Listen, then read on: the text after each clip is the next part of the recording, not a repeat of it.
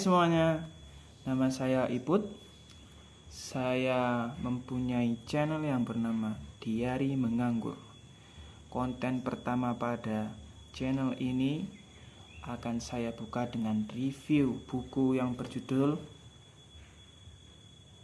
Kambing Jantan.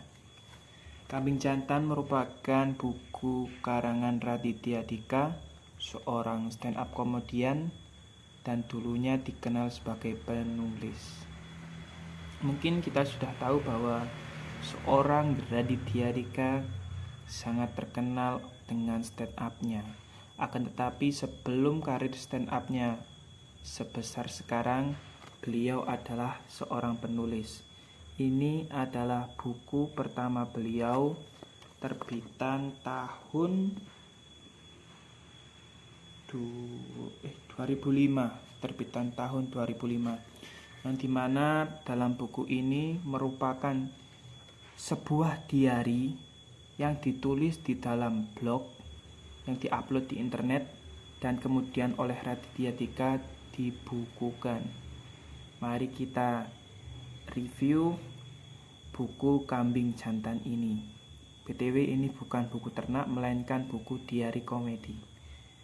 Sebuah catatan harian pelajar bodoh sebelum Raditya Dika menjadi seorang bapak-bapak yang sudah dewasa. Mohon maaf sebelumnya apabila saya saat melakukan video saya melakukan seperti itu, karena saya juga melatih skill public speaking saya di depan kamera, apalagi di depan orang banyak, sehingga apa kata yang ada di dalam otak saya akan saya langsung ucapkan meskipun itu terkadang terpatah-patah. Oke? Mungkin video ini akan berdurasi cukup panjang.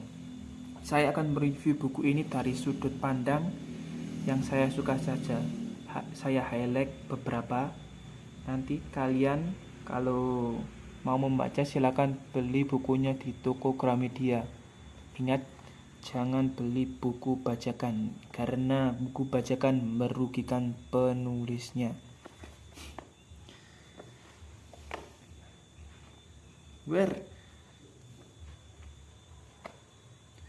Aku cari kontennya dulu ya teman-teman. Ini dia. Dalam buku ini menceritakan tentang gaya penulisan Raditya Dika yang masih sangat vulgar dan minim sensor dalam penceritaan bukunya. Ini saya membaca catatan saya karena saya masih belum hafal dan skill mengedit saya masih Kita mengenal Raditya Dika sekarang sebagai seorang yang berwibawa dan bijaksana. Akan tetapi pada masa dulunya, sebelum dia seperti sekarang, dia memiliki sebuah perubahan atau lebih tepatnya pertumbuhan karakter, di mana dia dulu memiliki sifat biadab, vulgar, dan suka mencemooh orang lain. Kita mulai dari highlight pertama mengenai pipis. Kita lihat di halaman 77 dari buku Kambing Jantan. Kita sebut saja tokoh Raditya Dika ini sebagai kambing. Halaman 77.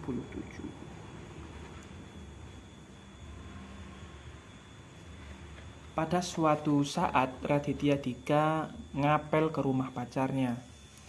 Saat ngapel, dia seperti biasa mengobrol dan menonton film bersama pacarnya.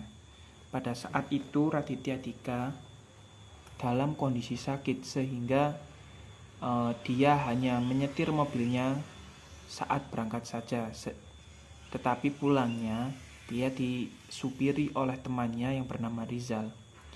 Pada saat mau pulang, dia meninggalkan sebuah jejak di rumah gebetannya, yaitu dia pipis tidak disiram. Bayangkan, seseorang laki-laki dan pacar seorang perempuan bukannya memberi kesan yang baik terhadap orang-orang yang ada di rumah itu, dia malah meninggalkan jejak dan menandai itu sebagai wilayahnya. Seorang kambing meninggalkan pipis tanpa disiram. Dan setelah dia melakukan hal tersebut, dia langsung pulang. Dalam perjalanan, dia di SMS oleh pacarnya yang bernama Kebo dengan SMS, "Sayang, kamu pipis gak disiram." Dan responnya dia hanya ngakak saja. Memang ajaib kambing satu ini. Kambing adalah seorang pecinta kolor. Ya benar, celana dalam. Kecintaannya ini diturunkan oleh orang tuanya. Orang tuanya selalu mewanti-wanti sang kambing untuk mengganti kolornya setiap hari. Bahkan pernah ada suatu kejadian, dia diberikan satu dus kolor berwarna-warni untuk hadiah pergi ke Australia. Lalu ada satu kejadian, kecintaannya terhadap kolor dan ketidakmampuannya dalam membersihkan kamar bersatu. Saat temannya yang bernama Sabrina menitipkan barang bawaannya ke apartemen kambing yang saat itu sedang berkuliah di Australia,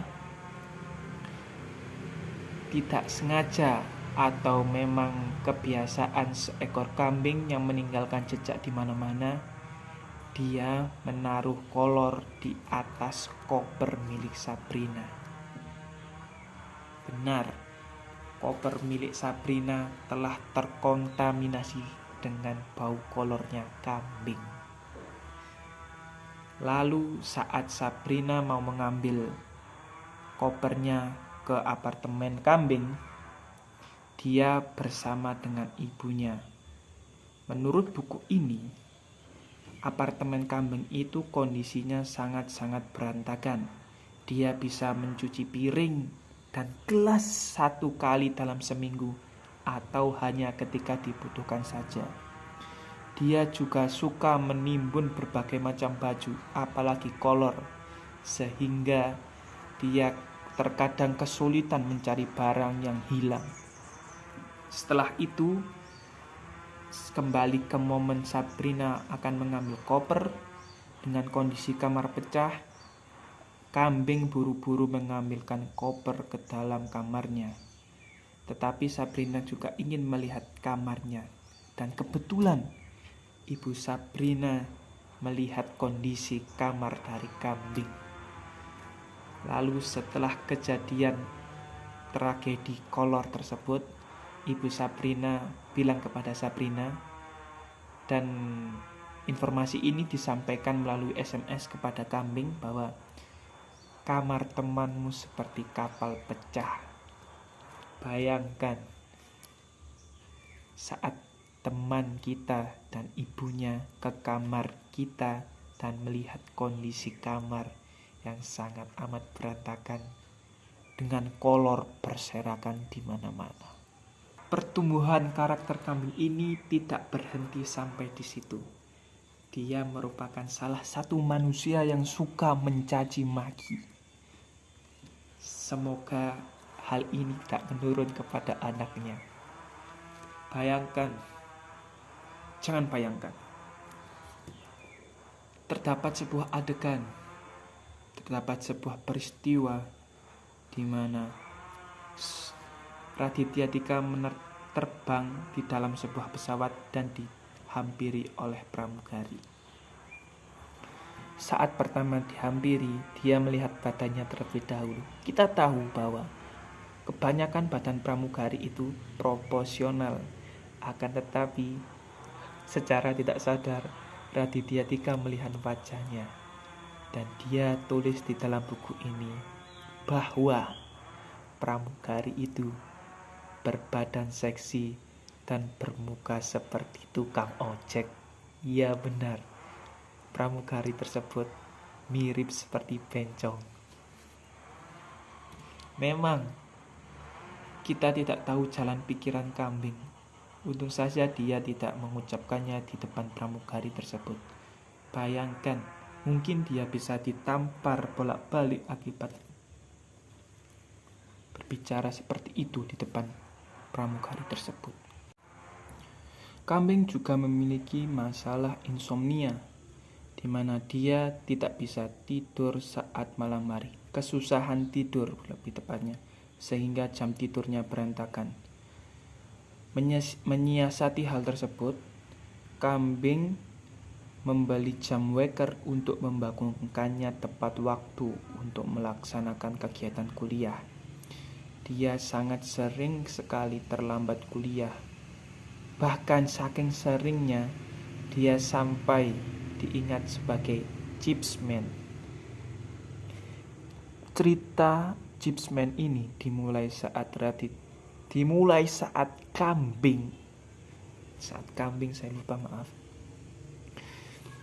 terlambat mengikuti sebuah kelas, di mana kelas tersebut diajar oleh seorang dosen laki-laki yang saat itu kalau tidak salah kambing telat selama 1 jam dan dia masuk ke kelas sambil makan kentang goreng berukuran besar. Dan sebab itu dia dipanggil sebagai chipsman. Lalu karena kebiasaan terlambat ini, dia jadi sering sekali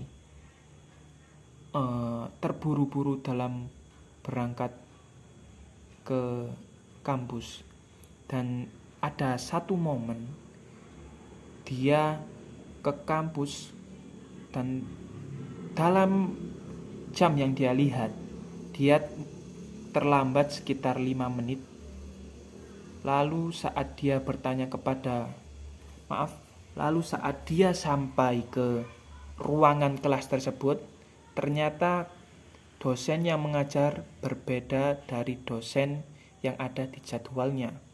Lalu ketika dia sampai di depan kelas tersebut, dosen tersebut bertanya, "Apakah kamu ikut kelasku?" Kambing menjawab, "Sepertinya tidak, karena saya mengikuti kelas bahasa." Dosen tersebut menjawab, "Kelas bahasa mungkin ada di lantai atas." Lalu kambing pergi meninggalkan dosen tersebut dan dosen tersebut berteriak, "Kamu sesi 1 atau sesi 2?" Kambing menjawab, "Saya sesi 2." Lalu dosen tersebut tertawa terbahak-bahak. Dia bilang bahwa ini masih sesi 1 dan sekarang masih jam setengah 10. Padahal kelas kambing dimulai pukul 11. Bukannya terlambat, kambing malah datang 1,5 jam lebih cepat daripada jadwal yang telah ditentukan. Memang kambing ini sangat istimewa. Sekalinya datang pagi malah kepagian banget. Saya tidak tahu apakah buku ini hanya dikoreksi oleh seorang editor atau kambing ini menulis tanpa memberitahukan apa yang dia tulis kepada keluarganya. Bayangkan, keluarganya ditampilkan sangat-sangat aneh di dalam buku Kambing Jantan ini. Tetapi saya tidak akan membahas kedua orang tuanya. Saya akan membahas bagaimana seorang kambing melihat adik-adiknya. Dalam halaman 163, kambing menyebutkan bahwa ibunya marah saat dia mau memotong rambutnya sendiri. Lalu dia bercerita, ibunya marah, salah satu sebabnya jangan. Lalu dia bercerita begini. Maaf tadi salah. Lalu dia bercerita begini. Ibuku marah pada momen lain selain ini. Ada beberapa momen. Salah satu momen ibuku marah adalah ketika aku, sang kambing, ingin menjual adikku dan ditukarkan dengan 1 karung beras. Memang ajaib kambing ini. Bayangkan adiknya yang saat ini sudah beranjak dewasa membaca buku Kambing Jantan dan bagaimana reaksinya melihat kakaknya yang ternyata sangat biadab dan ingin menjual adiknya demi sekarung beras. Mungkin guyonan kambing ini sangat amat berbahaya untuk sekarang. Tetapi guyonan tersebut bisa diwajarkan pada tahun-tahun tersebut karena masyarakat tidak mudah tersinggung dan akses terhadap buku seperti ini sangat jarang, terutama untuk kalangan tertentu saja. Lalu ada lagi pada halaman 174.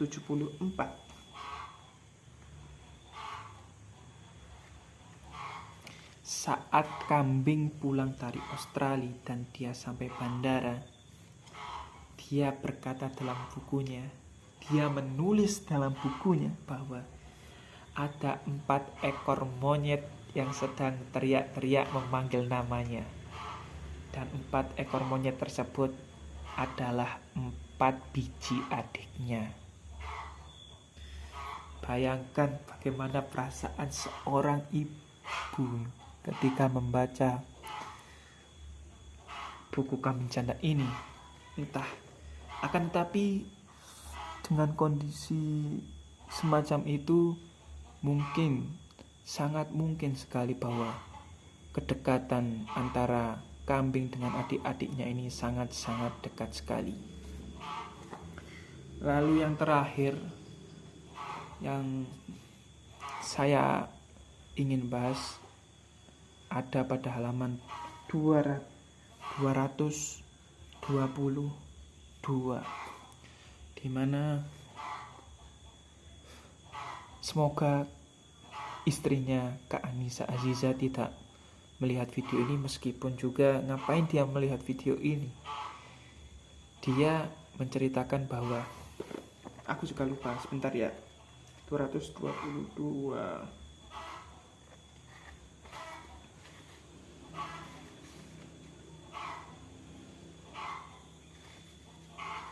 Dia berpikiran bahwa ketika dia menjadi artis, nama apa yang cocok untuk anaknya.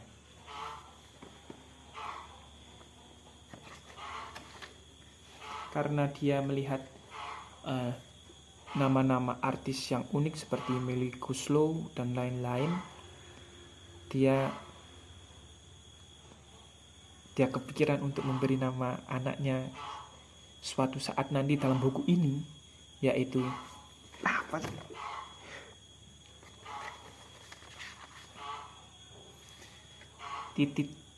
titit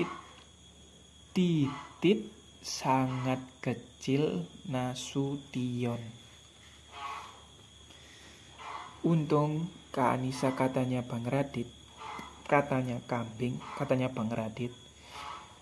Saya pernah mendengar salah satu interviewnya, dia berbicara bahwa sebelum dia menikah, salah satu calon istri yang dia inginkan ialah dia tidak membaca buku Bang Radit. Mungkin karena buku Bang Radit terlalu vulgar dalam segi penceritaannya, sehingga dia takut kalau istrinya nanti membaca buku tersebut dan memasukkannya ke dalam hati. Bayangkan anak Anda akan dinamakan Titit oleh suami Anda, dan saat sekolah dia dipanggil titit sangat kecil, padahal dia perempuan. Bayangkan saja.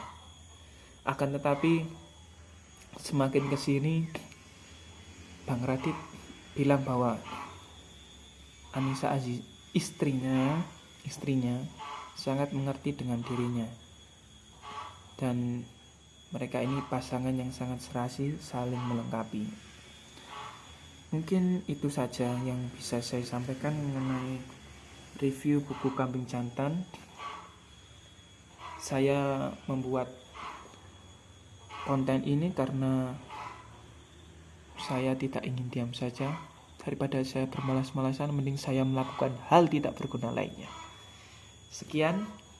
BTW sebelum saya tag konten ini, saya mandi dulu loh. dan pakai Rexona. Nivea men bukan Rexona. Oke, selesai.